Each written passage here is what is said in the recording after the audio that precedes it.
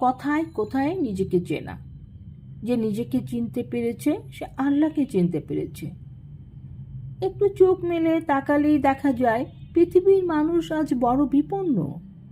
জীবনের আসল রূপকে না চিনে শিশুর মতো সহজলভ্য স্থূল মুখ সুখাশ্রয়ী অপরিণামদর্শী পদক্ষেপে তৃপ্ত সে। এই বিপজ্জনক মরীচিকাময় অবস্থা থেকে বেরিয়ে আসার জন্য নিজেকে চেনাটা সবচেয়ে জরুরি। আরব প্রবাদ বাক্যে আছে যে যে নিজেকে চিনতে পেরেছে সে আল্লাহকে চিনতে পেরেছে। এই শক্তিশালী বাক্য থেকে বোঝা যায় আল্লাহকে চেনা যদি সহজ না হয় তাহলে নিজেকে চেনাটাও সহজ নয়। আবার নিজেকে চেনা যদি সহজ হয় তাহলে আল্লাহকে চেনাটাও সহজ। এখন আমি নিজেকে চেনার ক্ষেত্রে কোন অবস্থানে আছি সেটা আগে ভাবতে হবে, বুঝতে হবে এবং শনাক্ত করতে হবে।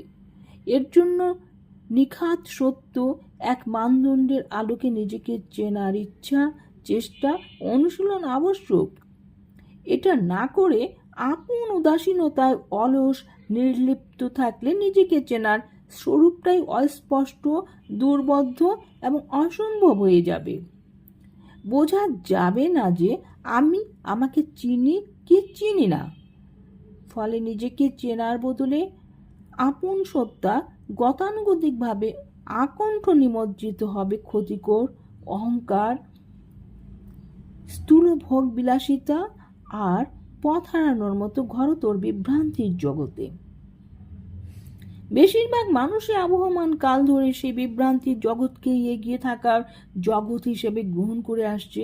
জীবজন্তুর মতো উদরপূর্তি আর কামলীলায় মৎসবে মত্ত হয়ে অপরিণামদর্শী খুব স্থূল একটি জীবন পার করছে। পশুদের চেয়ে একটু উন্নত প্রাণী হিসেবে জীবন পার হয়ে যাচ্ছে।